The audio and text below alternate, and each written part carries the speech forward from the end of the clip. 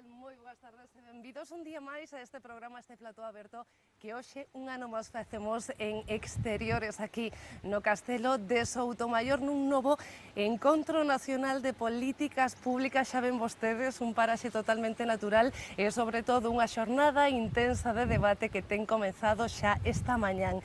Por iso, primeiro que teño que facer eu neste programa é agradecer a nosas primeiras convidadas que teñan organizado este espazo de educación, de debate, de feminismo. O primeiro, Carmela Silva, presidenta da Deputación de Pontevedra. Moitísimas grazas de verdade por darnos as mulleres, as espectadoras e os espectadores a oportunidade de poder asistir de forma telemática ou de forma presencial a estes debates.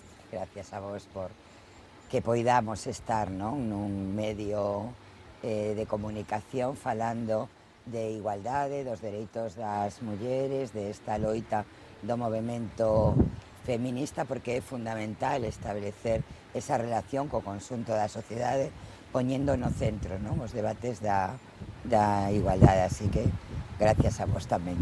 E grazas tamén a organizadora destes encontros, a Rosa Cobo, por ter atinado de novo coas 15 ponentes, as 15 expertas. Cada vez hai máis doado, Rosa, entendo, porque cada vez hai máis mulleres líderes preparadas, capaces neste caso de falar de muller e de política e de cuotas de poder. Sí, hay cierto desequilibrio entre un sector de la opinión pública que probablemente cree que no hay suficientes mujeres expertas en los distintos temas y después la realidad con la que nos encontramos en nuestra vida cotidiana, en nuestra vida universitaria, en el poder político y concretamente en estas jornadas, como lo que vemos es que expertas en distintos temas, desde distintas disciplinas, desde distintos saberes, hay muchas. Hai moitas, moi válidas, están a pasar por aquí. Logo vamos a repasar pois toda a programación destas novas xornadas deste Encontro Nacional de Políticas Públicas, no que estamos falando, comenzamos falando de mulleres que exercen o poder nos diferentes ámbitos, a nivel autonómico, a nivel local, a nivel nacional, estatal, tamén a nivel provincial. Presidenta, hoxe eras ponente tamén de alguna forma, expresando o costoso que é poder sacar adiante, en este caso falo de políticas públicas feministas, ademais dunha administración que non lexisla, non? Sí, o certo é que falábamos hoxe no mundo local, tanto nos concellos como nos organismos intermedios, como son as deputacións provinciais. Nos non temos capacidade legislativa, é dicir, nos non aprobamos normas globais que permitan promover as políticas de igualdade, pero tamén é certo, e hoxe o falaban mulleres que teñen sido concelleiras, que teñen ocupado o espacio político do mundo local, tamén no ámbito das deputacións provinciais, que hai moitos instrumentos que se poden poñer en marcha para poder fomentar esas políticas de igualdade. Dende logo é a política da proximidade.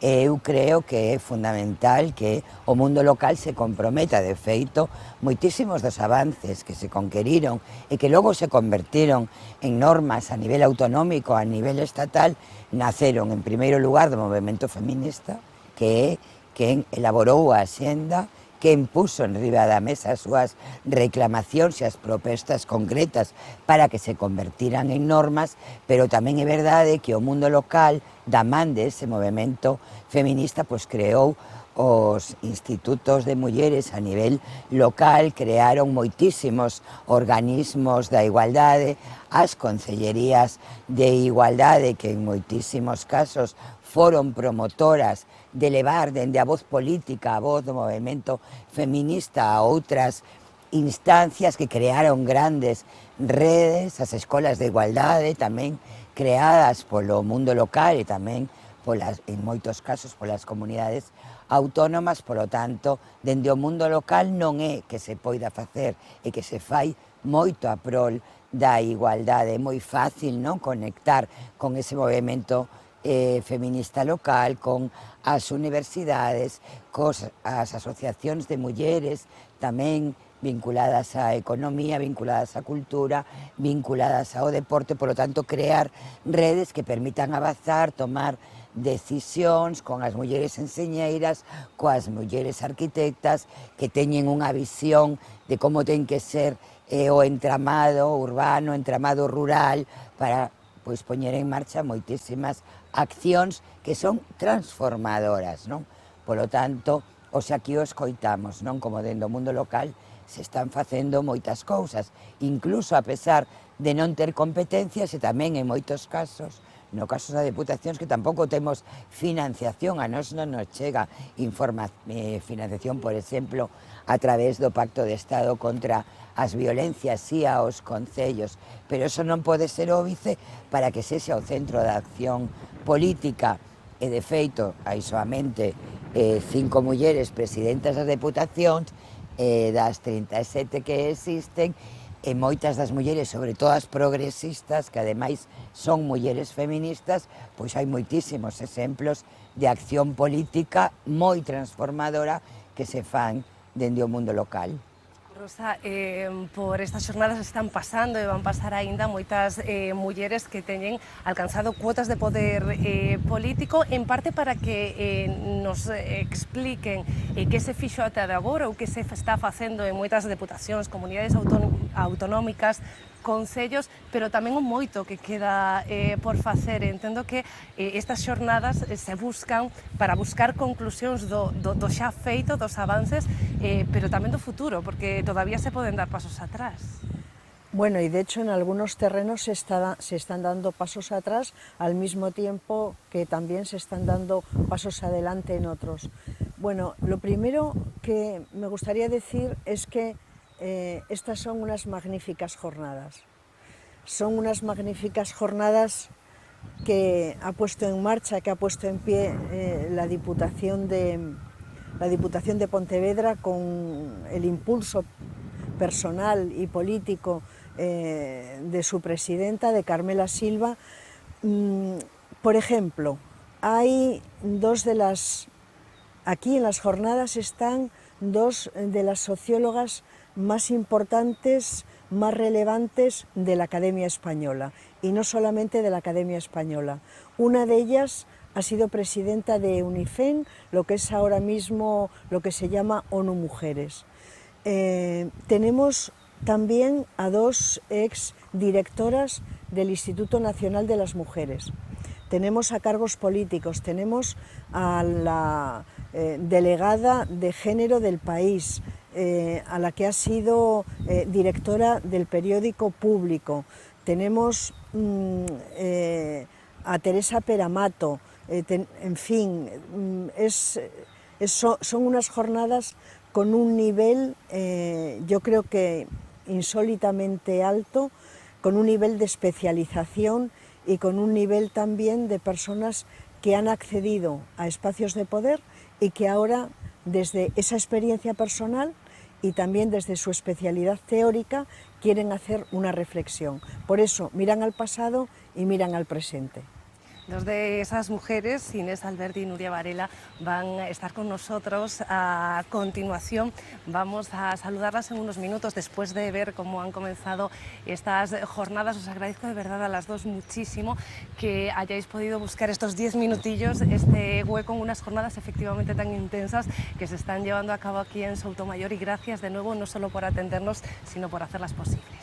En todo caso, yo quería añadir algo, y tenemos a la mejor coordinadora posible. Rosa Cobo es una mujer sabia, con muchísimo conocimiento, con una trayectoria desde la universidad y desde el movimiento feminista, que ha logrado grandes transformaciones, una voz imprescindible. Es un lujo, ¿no?, también tenerla, porque también creo que las mujeres tenemos que nombrarnos y poner en valor a aquellas, ¿no?, que han construido y que dejan un legado, porque tenemos una gran genealogía. Rosa Cobo es una de las grandes, ¿no?, del feminismo español, no solamente español, sino internacional, una voz muy autorizada. Carmela Silva, presidenta de la Diputación de Pontevedra, muchísimas gracias.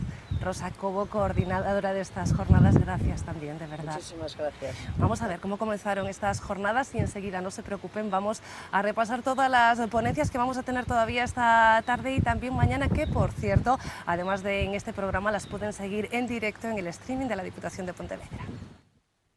Inés Alberdi, socióloga e catedrática de Universidade e a última directora executiva do Fondo das Nacións Unidas para as Mulleres, foi a encargada de dar a conferencia inaugural. Seguiulle unha mesa sobre o poder executivo autonómico. Deputacións con Nuria Varela, actual directora xeral de Igualdade do Principado de Asturias, e Carmela Silva, presidenta da Deputación de Pontevedra. Que es, Rosa hablaba en la inauguración de lo simbólico, simbólicamente es determinante. O trabajamos en la abolición de la prostitución y la trata de seres humanos con fines de explotación sexual, o seguiremos con ese imaginario de que es posible la compra y el alquiler de mujeres. Las políticas de igualdad son centrales en la administración provincial, en la Diputación de Pontevedra. Por lo tanto, todo aquello que hagamos, todas las competencias que tenemos, van a tener el sello de la mirada de la igualdad. Así comenzan en Soutomaior 9 horas de debate sobre como as mulleres están exercendo o poder en distintos ámbitos de liderado. Xa esta primeira xornada arrancou con forza, con recoñecidas expertas a nivel galego e estatal que están a facer un repaso de onde estamos e onde queremos estar en todo o que ten que ver co poder nos distintos sectores da sociedade. Esta terceira edición do simposio, coordinada de novo pola profesora da Universidade da Coruña, Rosa Cobo, analizará cal é a verdadeira situación que estamos a ocupar as mulleres nos centros de decisión política e de comunicación no noso país. Deste xeito abordarase de xeito pormenorizado en varias mesas e conferencias este papel no ámbito autonómico, nas deputacións, nos concellos, no Parlamento, nos medios de comunicación e no Poder Xudicial. Tratarase a máis como se están a materializar as decisións políticas da man de mulleres que están a participar no poder estatal, autonómico e local, a máis de expertas xuristas especializadas en igualdade, mulleres dos medios e voceiras do movemento feminista. Decía antes Rosa Cobo que tenemos en estas jornadas a dos de las sociólogas más importantes del Estado y seguramente mucho más allá. Y vamos a tener con nosotros a una de ellas, a Inés Alberdi, que es socióloga, es catedrática de la Universidad y última directora ejecutiva del Fondo de las Naciones Unidas para las Mujeres. Inés Alberdi, ¿qué tal? Muy buenas tardes. Buenas tardes. Antes de nada, muchísimas gracias por atendernos. Estamos en la pausa de la comida, tenemos aproximadamente una horita y media para comer y para seguir debatiendo, Inés, ahora que ya ha transcurrido media jornada de este encuentro. El debate, las ponencias son dentro del salón, pero fuera seguimos tejiendo redes, que es algo muy importante también para las mujeres. Sí, porque eso es muy importante también en las mujeres que queremos que estén en puestos de responsabilidad y poder. Y uno de los obstáculos que hemos analizado desde las ciencias sociales es que apenas hay referencias, apenas hay modelos y tampoco hay mucho redes de amistad como hay entre los hombres tradicionalmente, pues hay redes en los que se conocen, se hacen valer, y entonces todo lo que sea estrechar redes entre las mujeres, entre mujeres que tienen objetivos y que tienen un trabajo realizado, pues es fantástico. Sobre todo, yo veo muy útil las relaciones entre las personas ya mayores, ya que estamos un poco de retirada, y las mujeres jóvenes, que son las que, bueno, son el futuro. Son el futuro, aunque tienen un presente mucho más esperanzador que el que tenían generaciones anteriores. son el futuro, pero les queda mucho trabajo por hacer. Tú comenzabas esta lucha feminista de alguna manera en los 60, en los 70, también en los 80. Fuiste asesora del ministro de Justicia para la elaboración y la reforma, ojo, del Código Civil sobre familia y divorcio. Derechos que ahora nos parecen adquiridos, lógicos, sí, normales, entendibles, pero que en su momento fueron difíciles de conseguir. Fue muy difícil conseguirlo porque había muchísima gente que se agarraba a los modelos tradicionales de la mujer dependiendo del hombre. Por ejemplo, en el Código Civil decía que las mujeres tenían que obedecer a sus maridos y eso lleva a que si no obedeces te pueden castigar. Es decir, era un Código Civil que implicaba una superioridad del hombre sobre la mujer tremendo. También la posibilidad de romper un matrimonio que es desafortunado, pues yo siempre he trabajado en sociología de la familia y creo que el divorcio es una ayuda para las familias, una ayuda para que los matrimonios puedan disolverse si hay problemas o no hay entendimiento y pueda haber una segunda oportunidad y la familia siga adelante. Entonces yo creo que se hicieron grandes reformas en los años 80 y la sociedad empezó a ser moderna, europea, como el resto de los países europeos, pero todavía hay mucho que hacer. Hace muy poco, precisamente por una efeméride, como casi siempre que recordamos nuestra historia, veía un reportaje de Televisión Española de aquella época donde aparecían señores enfadadísimos con que sus mujeres pudieran tener derechos dentro de la familia o el divorcio y mujeres muy consternadas porque no entendían el poder salir del hogar. Esos cambios se hicieron con normalidad, sin embargo, cada cambio conlleva una sorpresa, como por ejemplo esta mañana, estos días, había mucha gente sorprendida porque pudiera haber muchos tipos de familia que de hecho ya existen.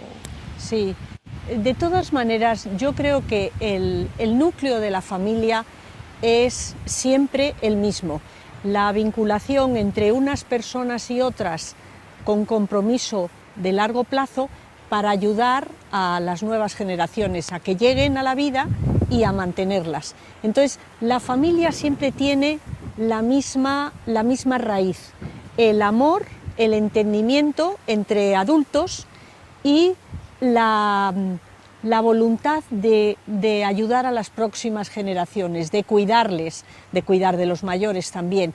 Entonces, esa ley que dice familia monoparental, yo entiendo que para hacer políticas sociales convenga tipificar qué tipo de relaciones hay en el seno de las familias, si son dos mujeres o son dos hombres o es un hombre y una mujer el matrimonio, me parece muy bien, pero en algo creo que debemos poner la expresión de que todas son familias y que el lazo de la familia es muy similar.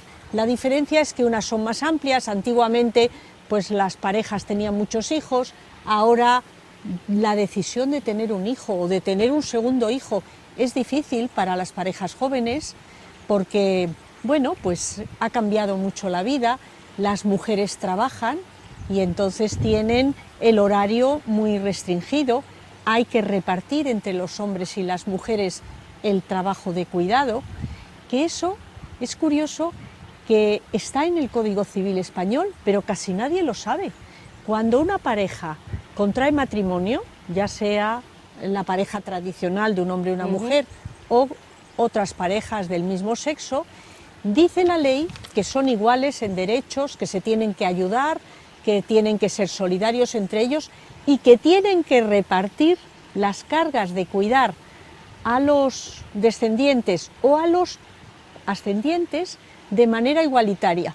A mí me parece fenomenal que esto se metió a finales de los 90 en el Código Civil, pero no se sabe lo suficiente.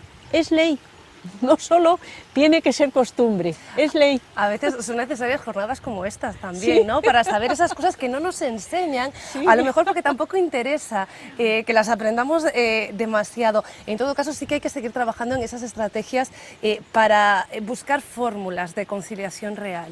Sí, porque yo creo que es el tema más importante pendiente. Estos días, en estas jornadas, estamos hablando de las mujeres en puestos de responsabilidad, cómo participar en el poder, en las decisiones públicas, y hay muchos obstáculos. Hay obstáculos mentales, porque todos tenemos un poco la idea de cientos de años de que la autoridad y la decisión es cosa masculina, y nos cuesta cambiarlo, nos cuesta advertir el valor de muchas mujeres cuando te piden hay una persona para que se encargue de tal cosa tan importante.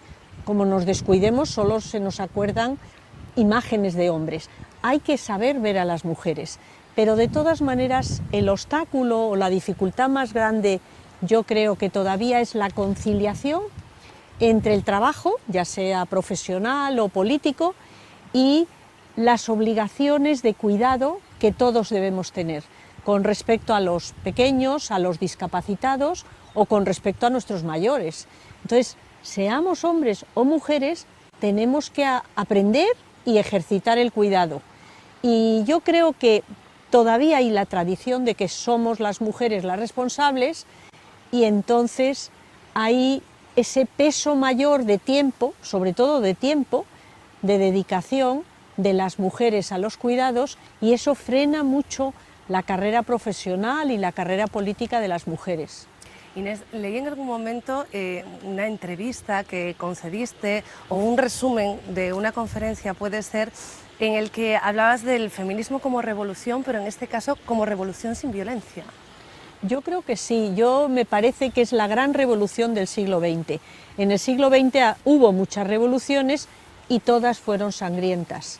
Incluso revoluciones que ahora asimilamos que han sido positivas, la Revolución Francesa, que acabó con la jerarquía de las clases sociales tan marcada, con la monarquía absoluta, pero es que aquellos no paraban de matar y de cortar el cuello a todo el que se ponía por delante, incluidas algunas feministas que quisieron hacer la declaración de los derechos de la mujer y la ciudadana, y les cortaron la cabeza, y aquello siguió siendo Declaración de los Derechos del Hombre y del Ciudadano. Menos mal que eso ya lo hemos superado. Pero es verdad que la revolución de las mujeres, la revolución de la igualdad entre los hombres y las mujeres, es muy original porque nunca ha habido violencia, no ha habido sangre, más que algunas que se han tenido que defender de ataques. Ha sido una revolución de argumentos, de discusión, de manifestación, de ponernos pesadas en pedir nuestras reivindicaciones, pero ha sido una revolución pacífica y eso es muy positivo. Una revolución que continúa. Muchísimas gracias, Inés Alberdi, socióloga, catedrática, por haber estado este ratito aquí con nosotras. Y por este sitio tan precioso y tan bien mantenido que es el Castillo de Sotomayor. Aquí vamos a seguir porque tenemos muchas cosas todavía en estas jornadas durante hoy y durante la mañana. Vamos a repasar, como les decía yo al principio, algunas de las citas que nos quedan todavía. Por las tardes, a las 4:30, será el turno de la conferencia de Marina Subirats, reconocida experta en temas de educación de xénero, catedrática emérita da Universidade Autónoma de Barcelona e exdirectora do Instituto da Muller. Ás 5:30 arrancará a mesa do Poder Executivo o Parlamento, moderada pola xornalista do Diario de Pontevedra, Alba Moleto, coa participación de Laura Berja, socióloga e diputada do Partido Socialista no Congreso, no que é voceira, además de Igualdade, Marta González, coordinadora da área social do Grupo Parlamentario Popular do Congreso, e tamén Beatriz Jimeno, licenciada en Filoloxía Semítica e exdirectora do Instituto das Mulleres. A segunda xornada, o xoves, terá tamén grandes poñentes. Vai comenzar ás 10 da mañá, por certo, cunha mesa moderada por Guadaguerra sobre medios de comunicación, no que van a intervir Ana Parda de Vera, directora corporativa de Relacións Institucionais de Público, Isabel Valdés, xornalista especializada en feminismo de xénero do xornal El país. Temos xa connosco a Nuria Parela, tamén xornalista, escritora, política, nosa seguinte convidada. Nuria, que tal? Moi buenas tardes, como estás? Buenas tardes. Cambiamos al castellano. Nuria es la actual directora general de Igualdad del Gobierno del Principado de Asturias. Participó en la mesa de poder ejecutivo autonómico de las diputaciones. Y allí, Nuria, lo hablaba antes con la presidenta de la Diputación, se habló de lo mucho que había hecho, de lo mucho que queda por hacer, y me he quedado, es lo bueno de que esta mesa ya se haya celebrado, con una parte de tu discurso, de tu argumentación, que me pareció muy interesante, que es cómo estáis intentando afrontar las denuncias machistas. Primero, contabilizarlas, y segundo, hacer que las mujeres se sientan seguras, tengan un caso firme antes de denunciar. Sí, yo contaba cómo hemos intentado afrontar la violencia sexual y la violencia contra la trata y la prostitución. Hasta ahora, en Asturias, como en el resto del Estado, tenemos un trabajo de años frente a la violencia de género en contextos de pareja, pero no habíamos entrado en la violencia, las agresiones sexuales. En Asturias hemos puesto en marcha el primer centro de crisis para víctimas de agresiones sexuales fuera de los contextos de pareja, que funciona 24 horas todos los días del año. Y con él pretendemos acompañar a las mujeres en lo que necesiten, y también lo que tú subrayabas, cambiar la manera de afrontar la lucha contra la violencia de género. Queremos cambiar un poco, o bastante, ese discurso que dicen las víctimas que lo primero que tienen que hacer es ir a denunciar. Nosotras decimos que no, que lo primero que tiene que hacer una víctima es estar bien, es estar informada, es estar segura, es estar tranquila, y ahí decidir si va a denunciar o no. Y funciona. En violencia sexual, la macroencuesta nos dice que es el delito menos denunciado, que solo un 8% de la violencia se denuncia, y las mujeres que han acudido al centro de crisis tenemos las denuncias en un 75%. Entonces, ¿por qué no están denunciando las mujeres? Bueno, quizá porque no se está haciendo bien ese proceso. Así que lo primero no es denunciar, lo primero es cuidarse, cada una de las víctimas, saber lo que quiere, estar bien informada y tomar las decisiones con seguridad y con tranquilidad. La importancia de legislar, pero también de tener medios económicos también, para poder tener medios humanos para llevar a cabo todas estas políticas. Importante también la legislación y seguir trabajando en determinados temas. Por ejemplo, hacías también referencia a la trata de personas. Sí, no podemos avanzar en igualdad sin leyes, pero solo las leyes no cambian nada. En igualdad necesitamos un cambio cultural muy potente, con lo cual tenemos que trabajar desde muchos ángulos al mismo tiempo. Y abolir la trata y la prostitución es determinante. Es imposible avanzar en igualdad si en el imaginario social se sigue pensando que las mujeres se pueden comprar o vender. Hay que acabar, hay que decir con rotundidad que las mujeres ni se compran, ni se venden, ni se alquilan. Y cambiando ese imaginario y esa cultura, yo creo que podemos dar pasos decididos, importantes. Durante todas estas jornadas se va a abordar temas sobre política mujer, sobre alcanzar cuotas de poder. ¿Tú crees que la visión es diferente cuando una mujer está al frente y puede utilizar esa cuota de poder también para desarrollar otro tipo de políticas? No, yo creo que la visión y la política es distinta cuando hay una feminista, no una mujer.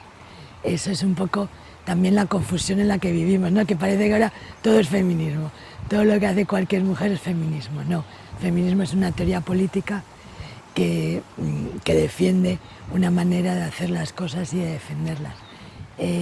La paridad, el que haya mujeres en la toma de decisiones, es una política feminista, pero no significa que todas las mujeres que lleguen hagan políticas feministas. Feminismo es algo un poco más complejo y más serio. No, pero sí, hay que poner términos, hay que aprenderlos también. Para eso sirven encuentros como estas jornadas, y lo decía antes con la presidenta de la Diputación de Pontevedra, también para tejer redes, ¿no? Que es algo que es habitual que se haga en ámbitos masculinos, pero muchas veces las mujeres no tejemos tantas redes como necesarias son. Sí, estamos viviendo momentos confusos, ¿no? Porque efectivamente el feminismo se inventó la palabra sororidad, que es el equivalente, por traducirlo, de la palabra fraternidad, que viene de frater, hermano. Sororidad viene de hermana, y es el apoyo y es la unión entre mujeres, y eso forma parte de nuestra cultura. Lo que ocurre que es cierto que en los últimos años todo esto ha implosionado, no sé cómo describir lo que ha pasado, y buena parte de la cultura feminista se ha quebrado, se ha roto, ha explotado, ¿no? Pero obviamente el feminismo pretende una sociedad mejor, pretende profundizar en la democracia a través de la igualdad entre hombres y mujeres. Jornadas como estas demuestran que hay muchos más acuerdos que desacuerdos, pero antes de terminar, porque no sé qué nos pasa en la tele, que el tiempo se nos hace cortísimo y no nos da a nada, te tengo que preguntar, esto ya es casi personal. Yo llegué a la mesa en la que participabas cuando la presidenta de la Diputación de Pontevedra te decía que te quedaras, por favor, y nunca supe en qué contexto. Y como sé que lo estás pensando, te lo pregunto directamente. No me puedo creer, se lo voy a decir a los espectadores y a las espectadoras, que esto es una presión todo el Congreso. Porque en buen momento se me ocurrió decir que lo dejaba. No tengo que pensarlo. Yo soy muy reflexiva y muy analítica. Lo que he planteado es que creo que la política se está haciendo un territorio tremendamente hostil para las mujeres. Estamos hablando incluso de violencia política, ¿no? El desprecio con el que se trata a las mujeres, a las políticas de igualdad y al feminismo, en las redes y en muchos medios de comunicación, incluso en la falta de respeto que hay alrededor, está generando demasiado ruido, a mi juicio, y que demasiadas mujeres abandonen la política. Entonces, yo creo que hay que reflexionar. Y no hay que estar a toda costa, sino que hay que trabajar para cambiar las condiciones, para que la política sea un lugar vivible para las mujeres, para que no salga de ahí todo el mundo, todas las mujeres corriendo, ¿no? Sino que sea un lugar desde el que crear cosas, porque obviamente necesitamos democracia y necesitamos mucho feminismo. No voy a llevarle la contraria a la presidenta de la Diputación, no menos en directo, pero lo importante es que te quedes en ese trabajo de feminismo, independientemente de en qué contexto. Nuria Varela, muchísimas gracias, de verdad. Ha sido un placer. Señoras, señores, que se nos acaba el tiempo, que son, esperen que cojo el móvil, las 3 y 4 minutos ya y 5 que nos pasamos sobre el reloj del tiempo estimado. Vamos a seguir en estas jornadas. A las 4:30 se retoman estas jornadas en el Castillo de Soutomayor. No les voy a pedir que vengan hasta aquí porque era con inscripción previa, pero sí que los sigan a través del streaming de la Diputación de Pontevedra, porque durante esta tarde hay ponentes más que interesantes y también durante toda la jornada de mañana. Entonces, nos vemos ustedes y yo ya en nuestro plató abierto desde Vigo. Un beso.